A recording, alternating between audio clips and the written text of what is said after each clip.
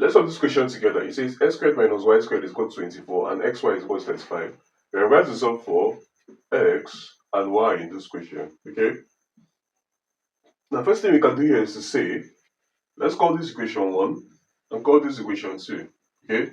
So we can say from equation 1, we are going to have that x squared minus y squared is equal to 24. Okay. This means that following the law of difference of two squares here, you have that x plus y multiplied by x minus y is equal to 24. Okay. Now, we're going to say 24. What are the multiples of 24? Let's outline the multiples of 24. So we have 24 to be equal to 12 times 2. 24 is equal to times 3. 24 is equal to 6 times 4. Okay, and then we can also add that 24 is equal to 1 times 24. Okay, now, I need to outline these things. We have to test. Okay, let's substitute these values for x and y. Okay, for this and this respectively. Okay, and check what we get. So for the first condition, we have 24 being equal to 12 times 2. Now, if you agree with me, x plus y should be greater than x minus y. Okay, because this is plus and this is minus. Okay.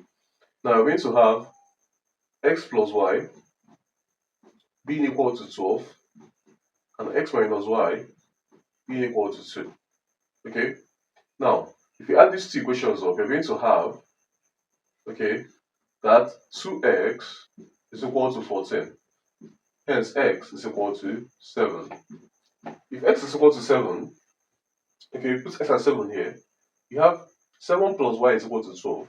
From here, you now have that y is equal to 5. Okay, this is the first condition. Now, again, we want to confirm if this answer is true. Okay, if the answer is true, it means that our second equation should be correct. Now, we said x plus y is equal to x equal to 7 and y is equal to 5. So substituting x as 7 here and y as 5 here. 7 times 5 is 35. Okay, meaning that this is the correct answer for this equation. Okay, so write the first answer as x comma y is equal to 7 comma 5. Okay, now let's check if amongst these other three conditions, if we will get another answer that would be the answer of this equation. Moving on from here, we can now say for this second condition, we have that our x plus y is going to be equal to 8 and x minus y should be equal to 3. When we add, we have 2x to be equal to 11. Okay, hence x is equal to 11 over 2. Now this is a fraction and we don't want fractions as answers in this equation, so we don't take this solution. Okay, now for the next one, let's do it by the side here. We have that x plus y is equal to 6 and x minus y is equal to 4.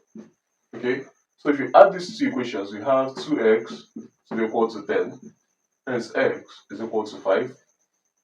Okay, now putting x as 5 in the first equation, we have that y is equal to 6 minus 5, which is 1. Okay, 5 times 1 is not equal to 35, hence this is wrong. Okay, we have that our x plus y is equal to 24 and x minus y is equal to 1. When we add these two equations, we have that 2x is equal to 25. And this again is a fraction. Okay, so conclusively, our answer for this equation is that x is equal to 7 and y is equal to 5. Thanks for watching. What's going on, guys? It's Fortune here editing this video. As you can see, about 99% of you guys are not subscribed to the channel, so please subscribe, like, comment and share my videos, as this helps to push my videos out to more viewers out there.